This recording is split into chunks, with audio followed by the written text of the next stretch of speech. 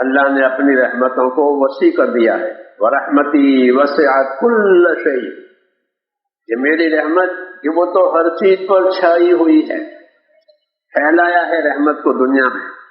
اللہ کا نام رحمان اور رحیم، دو نام اللہ کے مشہور ہے، الرحمن الرحیم. رحمان رحمان الدنیا والآخرہ. رحمان کیا مطلب ہے کہ بہت رحم کرنے والا، کہ دنیا میں بھی رحمت کرتا ہے، اس لیے کافر کو بھی روزی دیتا ہے، کافر کو بھی روزی دیتا ہے، کافر کو بھی تندرستی دیتا ہے، کافر کو بھی ضرورتیں پوری ہوتی ہے. کیوں کہ رحمت پھیلا رکھی ہے. تو دنیا میں رحمت سب کے لیے.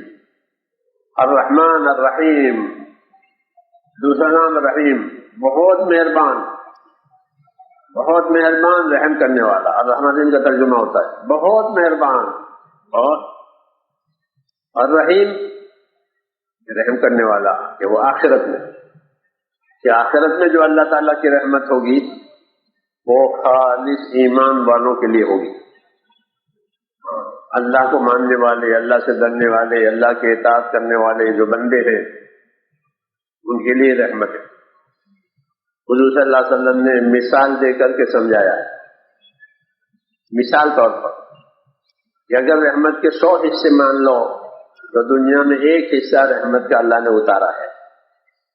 اس ایک حصے کا یہ اثر ہے کہ ہر جانور اپنے بچے پر مہربان ہو جاتا ہے. ہر جانور، چاہے وہ پھاڑ کھانے والا ہی ہو، لیکن اپنے بچے پر مہربان ہو جائے گا. کیا بات ہے کہ وہ رحمت کا اثر ہے، اس کے دل میں رحمت ڈال دی ہے. پرندہ ہو، چرندہ ہو، پھاڑ کھانے والا جانور ہو، اپنے بچے پر اس کو شفقت ہو جاتی ہے. کیا بات ہے کہ جو رحمت اللہ نے پھیلائی ہے اس کا اثر ہے. تو یہ ایک 100ویں حصہ کا مثال کے طور پر اثر ہے.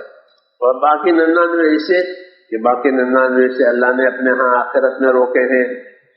اور جب آخرت آئے گی، قیامت آئے گی، تو یہ ایک اور وہ 99 پورے 100 ملا کر کے 100% رحمت یہ وہ ایمان والوں کے لیے ہوگی. 100% آخرت دیں گے، رحمتوں کے ساتھ دیں گے. اور کیسے دیں گے؟ کہ جو وہ چاہیں گے وہ اللہ دیں گے ان کو. لَهُم مَّا يَشَاءُونَ فِيهَا وَلَدَيْنَا مَزِيدٌ.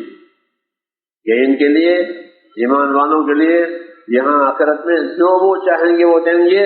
اور ان کی چاہت سے بھی زیادہ اللہ کہتے ہیں ہمارے پاس اور بھی زیادہ ہے. جو وہ چاہیں گے وہ تو ہے ان کے لیے، اس سے زیادہ ہمارے پاس.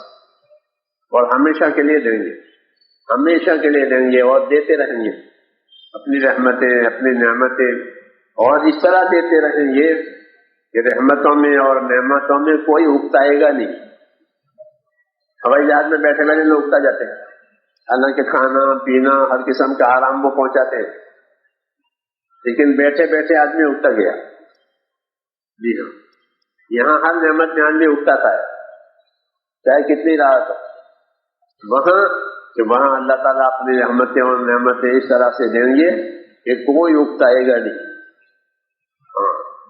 اور نعمتیں بڑھتی چلی جائیں گی، اور کوئی اپنی جگہ چھوڑنا نہیں چاہے گا.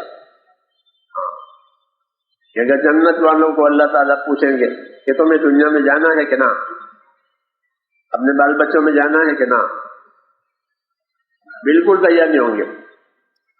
لا يبغون عنها حولا، کہ وہاں سے ادھر پلٹ کر کے آنا وہ نہیں چاہیں گے. کیوں کہ اللہ تعالیٰ نے اپنی رحمتیں ان کو ایسی دکھائی. یہ سب نتیجہ ہے ایمان کا. کہ ایمان والا دنیا میں اللہ سے ڈر ڈر کر کے زندگی گزارتا تھا. اس سے گناہ بھی ہو جاتے تھے. ہاں، آدمی سے گناہ ہو جاتا ہے، تو گناہ ہو جاوے تو یہ گناہ ہو جاوے تو ڈر بھی تھا، پھر بھی گناہ ہو گیا.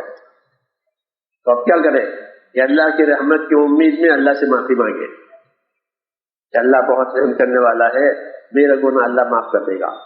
امید اس لیے دلائی ہے کہ کوئی کٹے نہیں، کوئی نا امید نہ بنے، چاہے کتنا ہی بڑا گناہ ہو گیا ہو، 100 سال کا گنہگار ہو تو بھی اللہ معاف کر دیں گے.